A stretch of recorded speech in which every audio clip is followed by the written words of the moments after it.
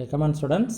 அடுத்தது பாருங்கள், trade reforms, அதாவது வாணிப கொள்கை சீர்திருத்தங்கள்.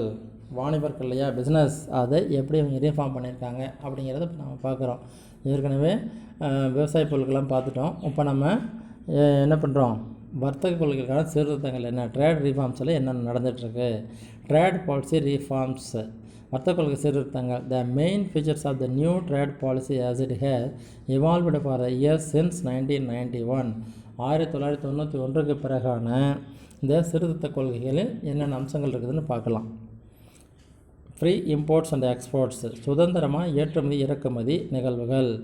ப்ரியர் டு 1991, 1991 இதிலிருந்து என்ன இருக்குது, in India exports were regulated, இறக்குமதியானது இந்திய இறக்குமதியானது முறைப்படுத்தப்பட்டது, ஒழுங்குபடுத்தப்பட்டது. From 1992 imports were regulated by a limited negative list. 1992 imports were இறக்குமதியானது ஒழுங்குபடுத்தப்பட்டது. எப்படின்னு சொன்னால் லிமிட்டெட் நெகட்டிவ் லிஸ்ட்டு, அதாவது எதிர்மறையாக வரையறுக்கப்பட்ட ஒரு பட்டியல். எதிர்மறையான பட்டியல் ஒன்று, வரையறுக்கப்பட்ட எதிர்மறை பட்டியல் ஒன்று ஒழுங்குபடுத்தப்பட்டது. For insistence, the trade policy of April 1, 1992 freed imports of almost all intermediate and capital goods. 1992 April 1 இறக்குமதி கொள்கையானது, வாணிப கொள்கையின் மூலமாக கிட்டத்தட்ட ஆல்மோஸ்ட் எல்லா விதமான மூலதன பண்டங்களும் இடைவினை பண்டங்களும், அதாவது ரா மெட்டீரியல் சொல்கிறோம் இல்லையா, அவைகளாக, அதாவது கேபிட்டல் குட்ஸ் ஆகட்டும், மூலதன பண்டமாகட்டும், இன்டர்மீடியேட் அந்த இணைவினை பண்டங்கள் சொல்கிறோம் இல்லையா, அதாவது ஒரு பொருள் உருவாகுது, ரா மெட்டீரியலாக இருந்து ரெடிமேட் குட்ஸாக மாறும்போது சென்ட்ரல் இருக்குது இல்லையா, அந்த மாதிரியான இடைநிலை பண்டங்கள், இன்டர்மீடியேட் குட்ஸ், இவைகளெல்லாம் இறக்குமதி செய்வதற்கு முழுமையான வாய்ப்பு ஏற்படுத்தியது. Freed imports of almost all intermediate and capital goods. 1992 April 1 இறக்குமதி வந்த வாணிப கொள்கை வழி செய்தது. This would affect the domestic industry. இது உள்ளூர் விற்பனையாளர் தொழிலாளர்களை, தொழிற்சாலையை பாதித்தது, தொழில்களை கடுமையாக பாதித்தது. ஏன்னா வெளியிலிருந்து மூலதன பண்டங்களாகட்டும் இடைவினை பண்டங்களாகட்டும் வரலாம் அப்படின்னு சொல்லும்போது என்னாகும், இங்கே இருக்கிறவங்களுக்கான வேலை இல்லாமல் போயிடும், அவங்க அங்கேருந்து வாங்குறதுனால. ஸோ இது கடுமையாக பாதிப்புக்கு உள்ளாக்கியது. Rationalisation of tariff structure and removal of quantitative restrictions. அடுத்தது என்னாச்சு, ரேஷனலைசேஷன், அதாவது பகிரப்படுதல், டேரிஃப் ஸ்ட்ரக்சர், இந்த சுங்க வரி கொள்கை இருக்கு இல்லையா, சுங்க வரி இருக்கு இல்லையா, அதனுடைய அமைப்பு பகிரப்பட்டது. சரியான முறையில், அதாவது சுங்கவரி அமைப்பை மாற்றிட்டாங்க. ரேஷனலைசேஷன் பகிரப்பட்டது, மாற்றி அமைக்கப்பட்டது. And removal of quantity restriction, எவ்வளோ வேணாலும் நம்மளால் இறக்குமதி பண்ணிக்கலாம். அதே மாதிரி சுங்கவரி கொள்கையிலையும் மாற்றம் கொண்டு வரப்பட்டது. கிட்டத்தட்ட சுங்கவரி அமைப்பானது நீக்கப்பட்டதுங்கிற அளவுக்கு வந்துடுச்சு. ஓகேவா. இந்த Chelliah committee report had suggested, Chelliah கமிட்டின்னு ஒன்று ஆய்வறிக்கை கொடுத்துருக்காங்க. Drastic reduction in import duties, இறக்குமதியான அளவானது, இறக்குமதி வரியானது, இறக்குமதி சுங்கத்தேர்வையானது பெருமளவில் குறைக்கப்பட வேண்டும் என்று சஜஷன் கொடுத்துருக்காங்க. இதில் நம்ம என்ன பண்ணியிருக்கோம், ஃப்ரீ எக்ஸ்போர்ட் இம்போர்ட்னு சொல்லிட்டோம் இல்லையா, அதாவது தாராளமயமாக்குதல்னு சொல்லி லிபரலைசேஷன் மூலமாக யார் வேணாலும் நம்ம நாட்டுக்குள்ளே இறக்குமதி ஏற்றுமதி பண்ணிக்கலாம்னு சொன்னதுனால என்ன பண்ணாங்க, அதன் அடிப்படையில் அந்த செல்லையா கமிட்டி ஆய்வு செஞ்சு ஒரு சஜஷன் கொடுத்துருக்காங்க. அதாவது என்ன பண்ணுமா, மிகப்பெரிய மாற்றத்தை, drastic reduction in import duties, இறக்குமதி தீர்வைகளுக்கு பெரிய அளவில், அதாவது மிகப்பெரிய குறைகளை, அதாவது என்ன சொல்கிறது, குறைக்க வேண்டும். டிராஸ்டிக் ரிடக்ஷன், அதாவது இறக்குமதி தேர்வுகளுக்கு என்ன பண்ணுமா, மிகவும் குறைவாக இருக்கும்படி பார்த்துக்கணுமா, சார்ஜஸ் எல்லாம் குறைச்சிருங்க அப்படின்னு சொல்லிட்டாங்க. இறக்குமதி வரியே மிகவும் குறைச்சிருங்க, அதிகமாக குறைச்சிருங்க அப்படின்னு சொல்லிட்டாங்க. It had suggested a peak rate of 50%. மேலும் உச்ச அளவு எவ்வளவுனா 50% இறக்குமதி தீர்வை குறைச்சிடலாம் அப்படின்னு சொல்லிட்டாங்க. இறக்குமதி பண்ணுறவங்களுக்கு என்ன 50% ஃப்ரீ, எந்த ஒரு சார்ஜும் கிடையாது அப்படிங்கிற மாதிரி. அதாவது 100 ரூபாயாக இருந்ததா இறக்குமதி சார்ஜு, இப்போ என்ன பண்ணுறது, இறக்குமதி வரியை, அந்த இம்போர்ட் டேக்ஸை 50 பண்ணிடுறது, 100 இருந்தது 50 ஆகிடுச்சுங்கிற மாதிரி. உச்ச அளவு 50% மாறியது. As a first step towards a gradual reduction in the tariffs, இவ்வாறு இந்த இறக்குமதி வரியானது குறைக்கப்படுவதானது த 1991 budget hair reduced the peak rate of import duty from more than 30% to 300% to 150%. 1991-92 வரவு செலவு திட்டத்தின்படி உச்ச அளவாக இறக்குமதி வரி குறைக்கப்படுது இல்லையா, இதனுடைய உச்ச அளவாக 300%-லிருந்து 150% குறைக்கப்பட்டது. அதனால தான் ஏற்கனவே நம்ம படித்தோம், இந்திய அங்காடிகளில் வெளிநாட்டு பொருட்கள் மலிவாக வந்து சேர்ந்தது அப்படின்னு சொன்னோம். The process of lowering the customs tariffs was carried further in successive budgets. இவ்வாறு குறைக்கப்படுவதானது அடுத்து வருகின்ற வரவு செலவு திட்டங்களில் மேலும் குறைக்கப்படும் என்றும் அறிவிக்கப்பட்டது. ப்ராசஸ் இந்த செயல்பாடு எப்படி இருக்குமா, அடுத்து வரக்கூடிய வரவு செலவு திட்டங்கள் மேலும் மேலும் குறைக்கப்படும் அப்படின்னு உறுதியாயிடுச்சு. This is also affected the domestic industry. இது உள்நாட்டு தொழில்களை கடுமையாக பாதிக்க செய்தது. ஒரு வகையில் இறக்குமதி தீர்வை குறைச்சிட்டாங்க, இன்னொரு பக்கம் என்ன பண்ணாங்க, சுங்கவரி அமைப்பு கட்டுப்பாடுகளெல்லாம் குறைச்சிட்டாங்க. இவைகளினால் என்னாச்சு, உள்ளூர் தொழிலாளர்கள் பாதிக்கப்படுவார்கள், தொழில்கள் பாதிக்கப்படும் சொல்கிறாங்க. இது ஒரு வகையானது. அதாவது என்னென்ன ட்ரேட் ரீஃபார்மேஷனில் வரக்கூடிய ஒரு முக்கியமானது. அடுத்தது இதெல்லாம் என்னென்னு சொன்னால், இறக்குமதி தாராளமயமாக்கணும்னு சொன்னால் வெளிநாட்டிலேருந்து எல்லோரும் வந்து இங்கே இறக்குமதி பண்ணுவாங்க, சேல்ஸ் பண்ணுவாங்க, நமக்கு முதலீடு கிடைக்குங்கிறதுக்காக உருவாக்கப்பட்டது தான். உள்ளூர் தொழில் அழிக்கணுங்கிறதில்ல, வெளிநாட்டிலேருந்து வந்து சேரும்போது தான் வியாபாரம் பெருகும், அப்போ அவங்களுடைய முதலீடெல்லாம் நமக்கு கிடைக்கும், லாபம் கிடைக்குன்னு சொல்லி கொண்டாந்து முதல் போடுவாங்க இல்லையா, அப்போ நமக்கு வெளிநாட்டு முதலீடு கிடைச்சதுன்னா வேறு தொழிலில் பயன்படுத்தலாங்கிறதுக்காக கொண்டு வரப்பட்டது தான். இது வேறு ஒன்றும் கிடையாது. உள்நாட்டு தொழில் பாதிக்கப்படுன்னு சொன்னால் அது நேரடியாக பாதிக்கிறதுங்கில்ல, அதன் மூலம் அவங்ககிட்ட நம்ம முதலீடுகள்லாம் வாங்கி வேறு வகையான தொழில் வந்து நம்மளை முன்னே கொண்டு வரலாம் அப்படிங்கிறதுக்கான முயற்சி தான் அது. எக்ஸ்போர்ட் அண்ட் இம்போர்ட் பாலிசி, ஏற்றும் இறக்குமதி கொள்கை, எக்ஸிம் பாலிசின்னு சொல்லக்கூடியது. இது என்ன செஞ்சாங்க, அடுத்து வரக்கூடிய ஒன்று. The government of India, ministry of commerce and industry announced a new foreign trade policy on April 1, 2015. The period of 2015 to 2020 இப்போ வந்துட்டு இருக்குது இந்த ப்ரெசன்ட் இயர் வரைக்கும். இந்திய அரசாங்கத்தினுடைய வர்த்தகம் மற்றும் தொழில் அமைச்சகம் அனௌன்ஸ் பண்ணியிருக்காங்க புதிய வாணிப கொள்கை, புதிய பன்னாட்டு வாணிப கொள்கை, புதிய அயல்நாட்டு வாணிப கொள்கையை ஏப்ரல் 1, 2015 அறிவிச்சிருக்காங்க. அதனுடைய காலம் 2015 2020 வரைக்குமானது.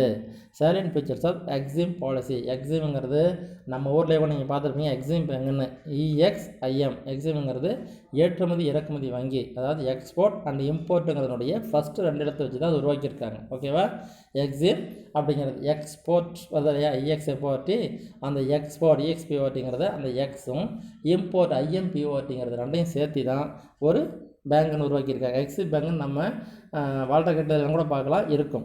ஓகேவா, இது ஏற்றுமதி இறக்குமதி வங்கி. நம்ம பொருளை ஏற்றுமதி பண்ண இறக்குமதி பண்ணோம்னா அங்கே நம்ம பணத்தை கட்டிட்டோமா, வெளிநாட்டுக்கு ஏற்றுமதி பண்ணோமா, அங்கே என்ன செய்வாங்க, அவங்க வாங்கிட்டு பணத்தை இந்த பேங்க் அனுப்பிச்சிடுவாங்க, ரிசர்வ் பேங்க் மூலமாக. நம்ம நாட்டு பணமாக வாங்கிக்கலாம். ஓகேவா, ஸோ இதுதான் எக்ஸிம் பேங்குன்னு சொல்லக்கூடியது. இதுதான் எக்ஸிம் பாலிசி, அதாவது பன்னாட்டு வாணிப கொள்கை அப்படின்னு சொல்லக்கூடிய ஏற்றுமதி இறக்குமதி கொள்கை அப்படிங்கிறது. இதனுடைய தன்மை என்னென்னு பார்க்கலாம். இதனுடைய 2015 to 2020 அதை ஞாபகத்தில் வச்சுக்காங்க. ஏதாவது இடக்க முடக்க 1 மார்க்கில் கேட்க வாய்ப்புகள் உண்டு. The new EXIM policy has been formulated focusing on increasing in export scenario. அதாவது இதில் என்ன சொல்கிறாங்கன்னு சொன்னால், த எக்ஸிம் பாலிசி, இந்த எக்ஸிம் பாலிசி, இந்த ஏற்றுமதி இறக்குமதி கொள்கை இருக்கு இல்லையா, இந்த வாணிப கொள்கையில் formulated focusing on increasing in export scenario, ஏற்றுமதியின் அளவை அதிகரிக்க செய்தல் இதனுடைய முக்கியமான செயல்பாடாகும். அதை தான் கவனமாக வச்சுருக்காங்க. Boosting production and supporting the concept, உற்பத்தி அதிகரிப்பதும் அது தொடர்பான நிகழ்வுகளை அதிகரிப்பதும். லைக் இதன் மூலமாக make in India and digital India, அதாவது இந்தியாவில் தயாரித்தல், மின்னணு இந்தியா அப்படிங்கிற 2 கான்செப்ட் வச்சு தான் அது உருவாக்கணும்னு சொல்லியிருக்காங்க. ஓகேவா, reduce export applications by 25% of export reduce export obligations by 25% and give boost to domestic manufacturing, support the make in India concept. அதாவது இந்த இந்தியாவில் தயாரிப்புங்கிறது என்னென்னு சொன்னால், எக்ஸ்போர்ட் ஆப்ளிகேஷன்ஸ் ஏற்றுமதியினுடைய தேர்வுகளை குறைத்து விடுதல். அதாவது 25% என்ன பண்ணுறது, ஏற்றுமதி உதவிகளை குறைச்சிட்றது.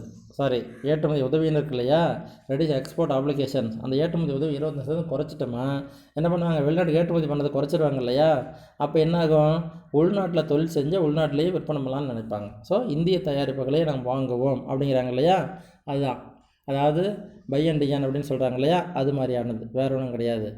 Give boost to domestic manufacturing support the make in India concept.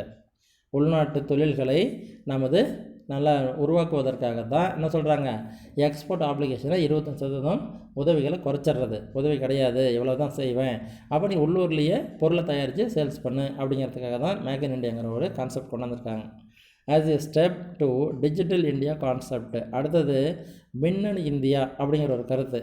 அதில் என்னென்னு சொன்னால், online procedure to upload digitally signed document, கையொப்பமிடப்பட்ட அப்லோடு இணையதளத்தின் மூலமாக, இணையதள விதிமுறைகள் மூலமாக மின்னணு இந்தியா கான்செப்ட்டுங்கிற சொன்னோம் இல்லையா, அதன் மூலமாக CA, CS, cost accountant are developed and further mobile app for filling tax stamp duty has been developed. இவைகள் மூலமாக சிஎஸ் காஸ்ட் அக்கௌண்டன்ட் இருக்காங்க இல்லையா, இவருடைய கையெழுத்துக்களோடு developed and further mobile app, அதாவது நம்மளுடைய மொபைல் ஆப் இருக்கு இல்லையா, இதன் மூலமாக இந்த மொபைல்லையே ஒரு ஆப், ஒரு என்ன சொல்கிறது, அந்த ஆப்புங்கிறத ஒரு புதிய முறையை நம்ம நினச்சிக்கிட்டோமா, ஃபில்லிங் டேக்ஸ் வரி தாக்கல் செய்கிறதாகட்டும், ஸ்டாம்ப் டியூட்டிஸ் முத்திரை தீர்வுகள் இருக்கு இல்லையா, அந்த கட்டணங்கள் கட்டுவதாகட்டும், ஹேஸ் பின் டெவலப்டு, அவைகளையெல்லாம் இதன் மூலமாக நாம் செய்யும் வசதியை பெற்றுக்கொள்ளலாம். இதை இந்த இணையதளத்தின் மூலமாக செய்வதால் மிக சுலபமாக செய்ய முடியும். இதன் காரணமாக செலவுகள் குறையும். இதுதான் மின்னணு இந்தியா அப்படின்னு சொல்லப்படுறதா இருக்குது. ஓகேவா? அடுத்தது repeated submission of physical copies of documents available on export importer profile is not required. ஏற்றுமதியாளர்களோ இறக்குமதியாளர்களோ அந்த அசல் சான்றிதழ்களை சமர்ப்பிக்க தேவையில்லை, மீண்டும் சமர்ப்பிக்க தேவையில்லை. இதற்கு அங்கே அவசியமில்லை. எக்ஸ்போர்ட் அப்ளிகேஷன் பீரியட் ஃபார், அதாவது கொண்டு போய் நம்ம பதிவு பண்ணி ஒரிஜினல் கொடுத்துட்றாங்க இல்லையா, அங்கே டாக்குமெண்ட் என்னது ஆன்லைனில் ஏற்றிட்டா முடிஞ்சு போச்சு, நீ ஒரிஜினல் சர்டிஃபிகேட் எடுத்துகிட்டு வந்துடலாம், அது பாட்டுக்கு எப்போ வேணாலும் நீ போய் திரும்ப பார்த்துக்கலாம். இதுதான் மிகப்பெரிய வசதி. Export application period for export item related to defence, military store, aerospace and nuclear energy to be 24 months. அதாவது ஏற்றுமதி உதவிக்கான காலம்னு சொல்லப்படுறது இருக்கு இல்லையா, இவைகளுக்கு என்ன பண்ணி வச்சுருக்காங்க, இந்த ஏற்றுமதிக்கான காலங்கிற ஒரு விஷயத்தை இதில் வச்சுருக்காங்க. அதாவது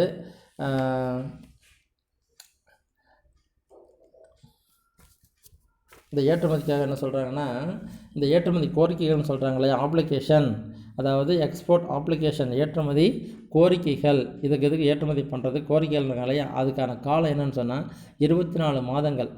அதை கன்சல்ட் பண்ணுறதுக்கு என்னென்னு சொன்னால், டிஃபென்ஸ் பாதுகாப்பு தொடர்பாகவோ, மிலிட்டரி ஸ்டோரு இராணுவ கிடங்கோ, அல்லது ஸ்பேஸ் விண்வெளி கிடங்கு விண்வெளி ஆராய்ச்சி இதெல்லாம் இருக்கு இல்லையா, இவைகள் மூலமாகவோ, மற்றும் நியூக்ளியர் எனர்ஜி அணுசக்தி, இவைகளுக்கான எந்த ஒரு ஏற்றுமதி தொடர்பான செய்திகளுக்கும் அதனுடைய காலம் என்னன்னு சொன்னால், ஏற்றுமதி தொடர்பான 24 மாதங்களுக்காக அது கால அவகாசம் உள்ளது. இதன் அடிப்படையில் நம்ம ஏற்றுமதி நடவடிக்கைகளை மேற்கொள்ளலாம். அடுத்து Exim policy 2015 to 2020 is expected the double the share of India in world trade from present level of 3% by the year 2020. This appears to be too ambitious.